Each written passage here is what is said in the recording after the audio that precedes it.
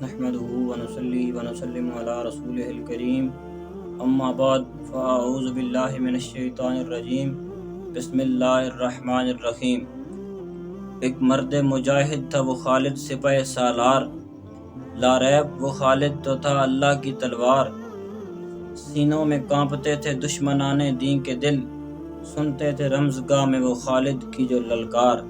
سیدنا خالد بن ولید رضی اللہ تعالیٰ عنہ قریش کے ایک معزز فرد اور قبیلہ بنو مخزوم کے چشم و چراغ تھے۔ حضور سرور دو عالم صلی اللہ علیہ وآلہ وسلم نے انہیں جنگائے موتا میں بے مثل بہادری پر سیف اللہ یعنی اللہ کی تلوار کا خطاب عطا فرمایا۔ جب نبی کریم صلی اللہ علیہ وآلہ وسلم نے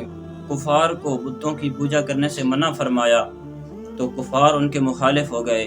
اس وقت حضرت خالد بن ولید رضی اللہ تعالیٰ عنہ کی عمر 17 برس تھی اور آپ اپنے والد کے ساتھ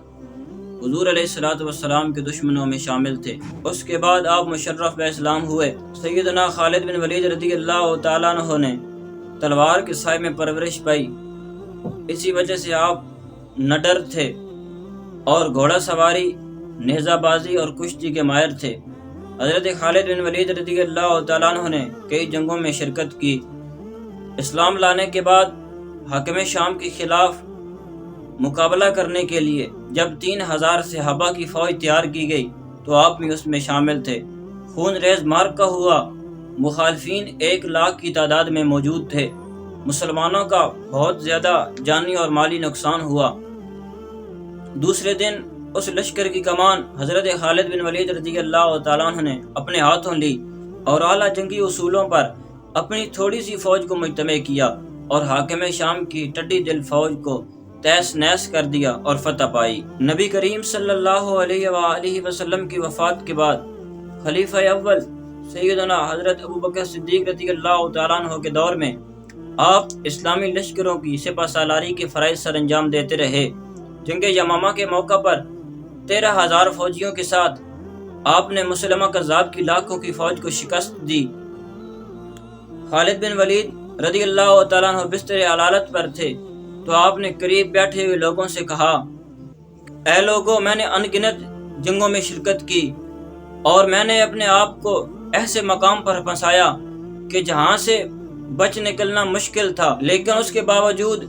شہادت نصیب نہ ہوئی اور میرے جسم پر ایک بالش جگہ بھی نہ بچی جہاں تلوار، تیر اور نیزے کا نشان نہ ہو،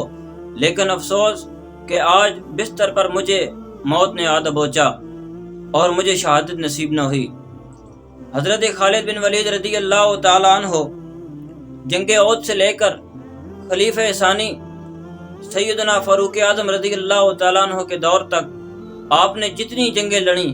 ان میں سے تمام جنگوں میں فتح آپ کی مقدر ہوئی، کسی جنگ میں بھی آپ نے شکست نہ پائی۔ حضرت خالد بن ولید رضی اللہ تعالیٰ عنہ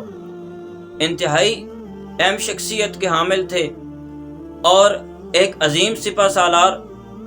بہادر اور جنگی اصولوں کے جاننے کے باعث آپ نے شام اور عراق کے علاقے میں جو فتوحات کی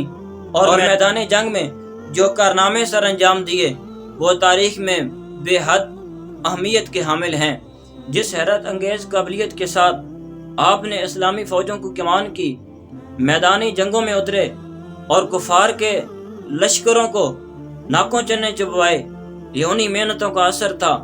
کہ جب کفار کو پتہ چلتا کہ ان کے مقابلے میں حضرت خالد بن ولید آ رہے ہیں تو وہ میدان جنگ چھوڑ کر بھاگ جاتے۔ سیدنا خالد بن ولید رضی اللہ تعالیٰ عنہ یہ وہ عظیم سپہ سالار تھے کہ جنہیں خلیفہ اول سیدنا صدیق اکبر رضی اللہ تعالیٰ عنہ دیکھ کر فرمایا کرتے تھے کہ امت مسلمہ کی مائیں